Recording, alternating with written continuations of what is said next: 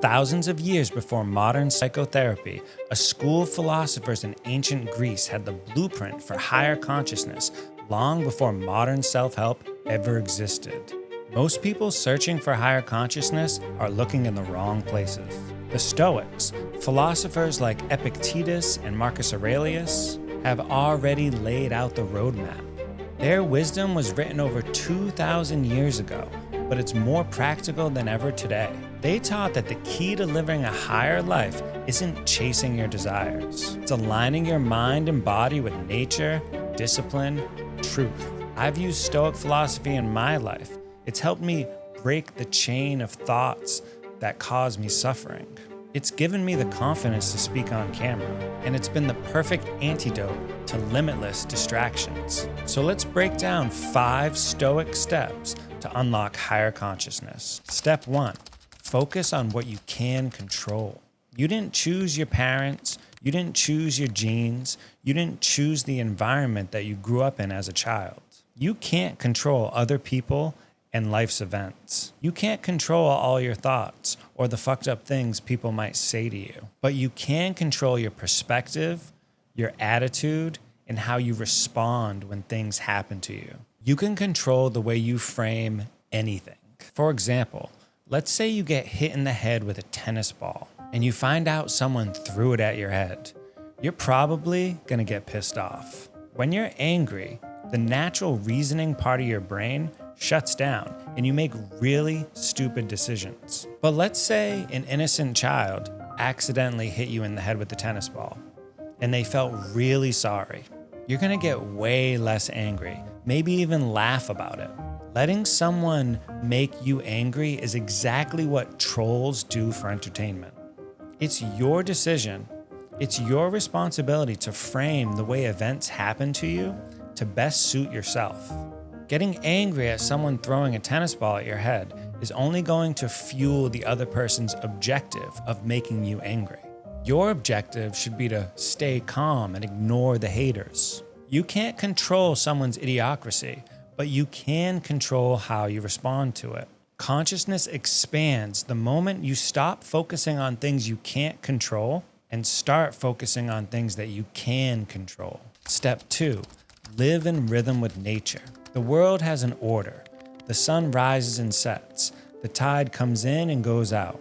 Your breath expands and contracts. The seasons are constantly changing. This is called the impermanence of life. When you practice life in accordance to these fundamental rules of nature, you don't concern yourself with things that are out of your control. So when inevitable pains, such as death, happens in your life, you can only control your attitude and how you respond to these situations. Fighting this natural rhythm of life only creates resistance and it burns up all of your good energy. You essentially become your own traffic jam.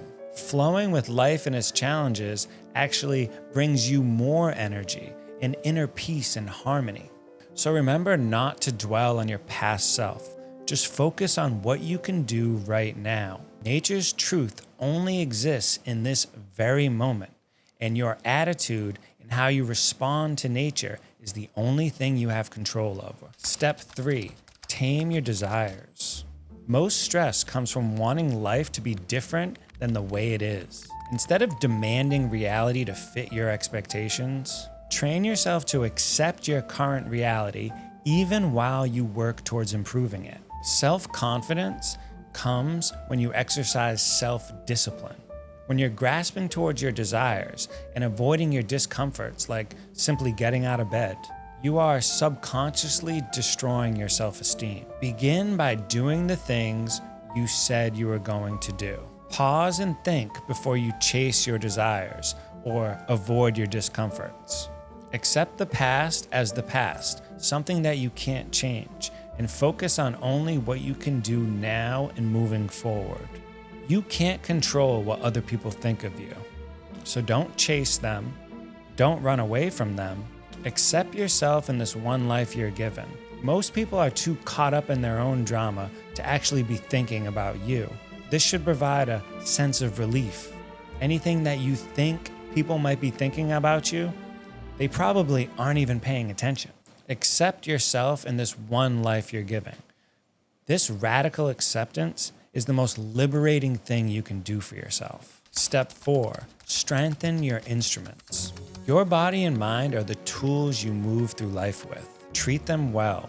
Understand your mental diet is as important as your physical diet. Breathe deeply, move daily, dance, pay attention when you're eating your food.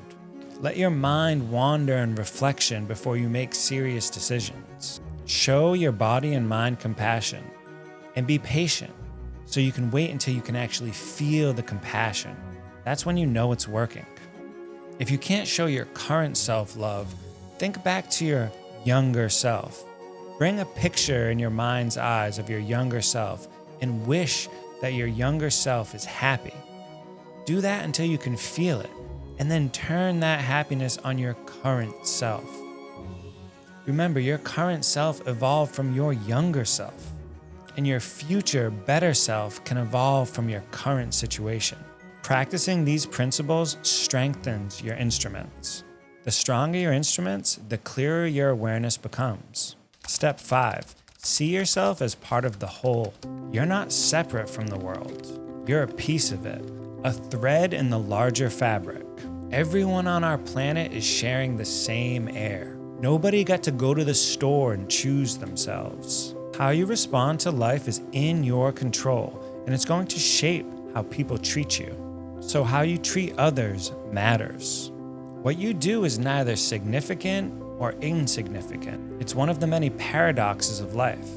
When you act with a universal perspective, your problems shrink. Your attitude and actions matter more, and your mind rises to a higher level of consciousness.